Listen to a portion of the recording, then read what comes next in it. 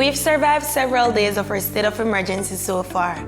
Many of us have already depleted our supply of snacks, and others are already tired of family arguments caused by ultra-competitive board games.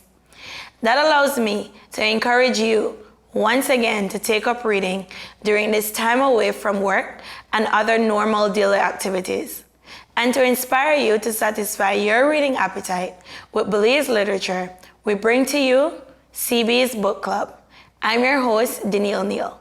In today's edition of CB's Book Club, I'm excited to welcome Mr. Harold Young, an assistant professor and a Belizean author. Welcome to our show, Mr. Young. Hi, good evening. Happy to be here.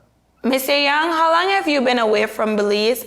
And can you share with us what it was like before you immigrated?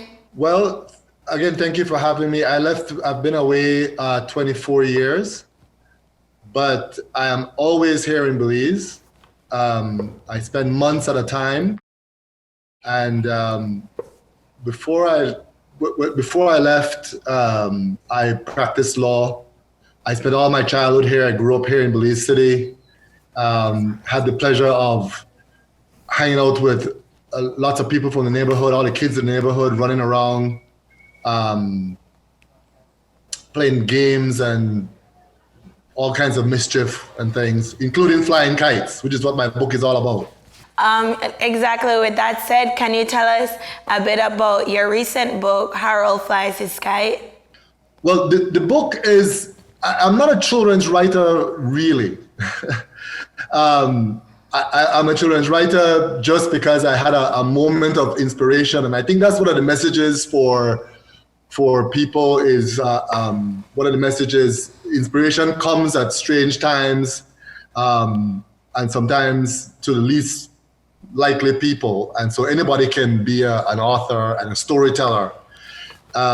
So as a child, I loved making kites. I used to fly kites all the time, big and small kites, starry, moony, singer. I never make no box kite, but I can make a lot of kite and all kind of coconut straw, and I never really buy much thing. Everything I think will pick up around the place, right? But so the inspiration just come one day. I'm there, I believe, some years ago. I hang out and somebody started to talk about how they never really understand the idea that of tomorrow, that we'll have our next day. Like everything may seem like today, right? And so I ran with that idea and started thinking about myself as a little boy and what it was like to have those endless days of summer, right? And those endless days in between school and during school. And so the stories about this boy, Kiran, who wants to fly a kite and can't get his brother to help him, so he decides to do it himself. So the story really, the message really is that you can do things, you can make something yourself, you can do things yourself, and you must try and live your dream, live what you want to be. That's great. I'm probably like those people because I don't know how to make a kite. I've never made my own kite. And with Easter cancel, in the words of the Prime Minister, we'll not get to do that this Easter. But do you have other books, Mr. Young, that you have written, or are you working on new books? Yes to both questions. So this is my first children's book. I am working, well, first of all, let me say something about this current book. I could not have done this without the help of many people. That's another thing I think that I want to share is that writing is not, or creation is not always done by yourself. Or rarely rather, is it done by yourself. So I had a lot of assistance in formulating and in getting the language right, even though I had the basic idea. So I worked with some friends of mine to read what I'd written and give me feedback. Yasser Musa was instrumental in being a sounding board for things and putting things together. And the artist, of course, the book is beautifully illustrated by a young Belizean I've noticed artist, that one, Mr. Marvin. Mr. Marvin, right? Marvin, yeah. So as I said, it takes a group of people, right? So to do that, that's the first thing.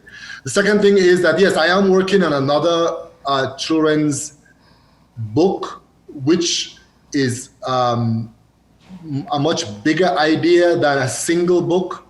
I want to write something that encourages other people to write. So I am going to I've written rather, a base story that then invites people to create characters to fill the story. So that's going to be my next project. I'm working with Yasser and his art students to see that into fruition. Of course, this virus has slowed down what we're supposed to be doing. This was supposed to be the period. Right now, we should have been really working on it, but the kids are in the school. So that's my next program for children and young people. Mr. Young, we always say that the pen is mightier than the sword. How do you utilize your writing skills to contribute to the development of Belize in any context? Sure. Well, in the idea of with the children's book, I tried to write a book that was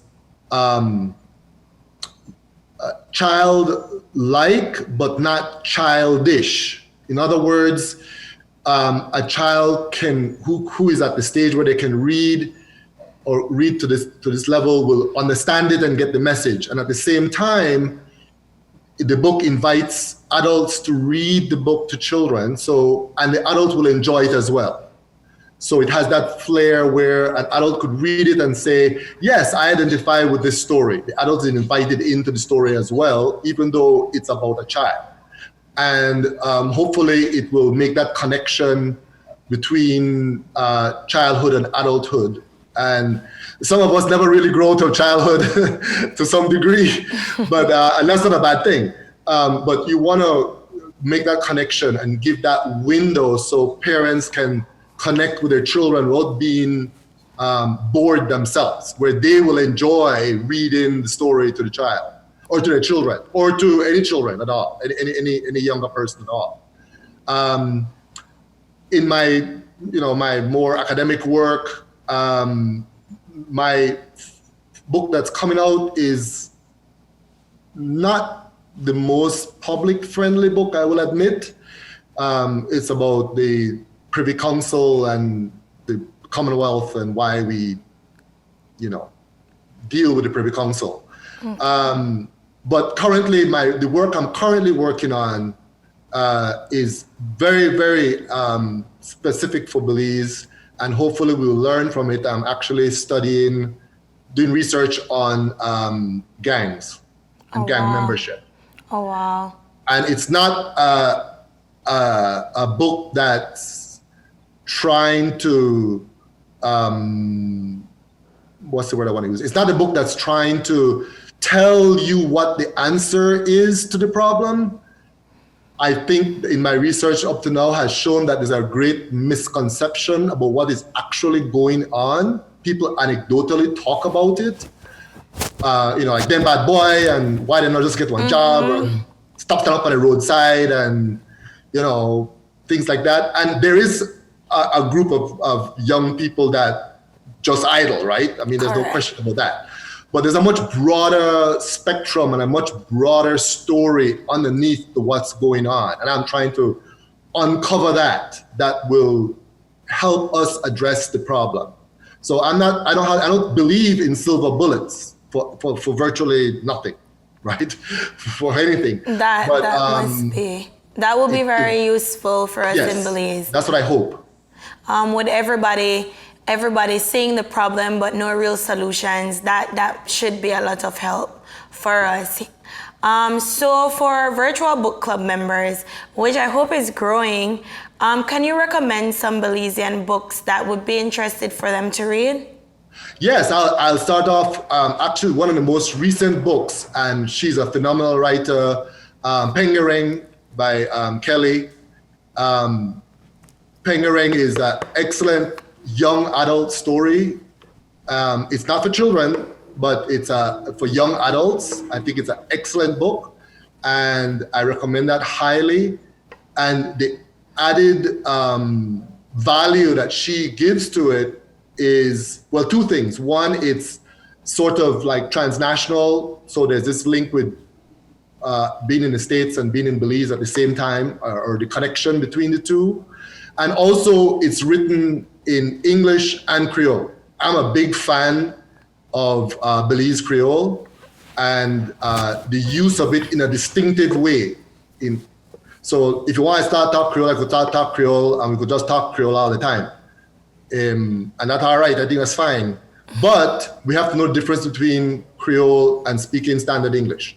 And so that book really draws that parallel where you can see the difference, but it tells a wonderful story and it's beautifully written, and I highly recommend that. Okay then, and is that the only book that you have to recommend to us? Is there another one? Well, of course, anything written by Azad Schumann, of course. I suggest if you get a copy of A Crowd Called You Bad by Evan X. Hyde. That is not just a great book, but also a historic piece. So you will learn the origins of what we now see of the Amandala Press, the mighty Amandala Press. You will hear something from the mind of the person who initiated that. And any final word for our book club members who are basically on lockdown for the next 28 days? I think if you're going to, it's two different things, right? First of all, my book is to help parents interact with children and have some fun. So for my book, it invites itself to not just reading it, but maybe acting it out, bringing some life to it.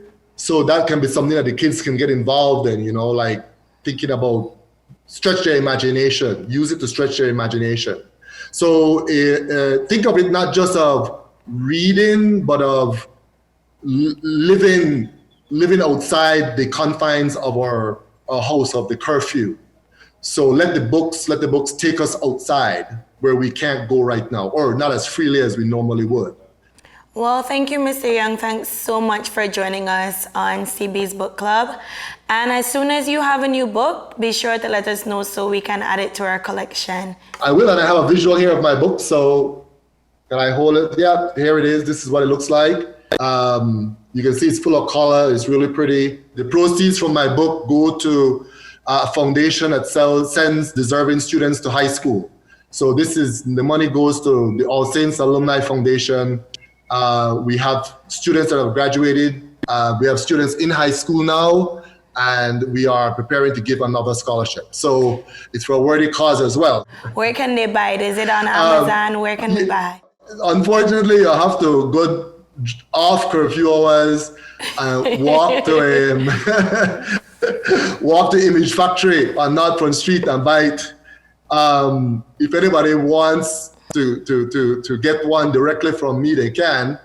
I'm up on Facebook, so you could just hook me up, inbox me on Facebook. Thank you, Mr. Young. Thanks for joining us. No, thank you. I had a great time. It's been wonderful. Thank you. Thank you. We are now at the end of today's edition of CB's Book Club. If you want to be interviewed, send us an email at info@colorblind.bz. You can also email us if you have suggestions for Belizean books that we should promote in our CB's Book Club. Also, continue following us on Facebook for even more CB Book Club updates. Thank you and goodbye.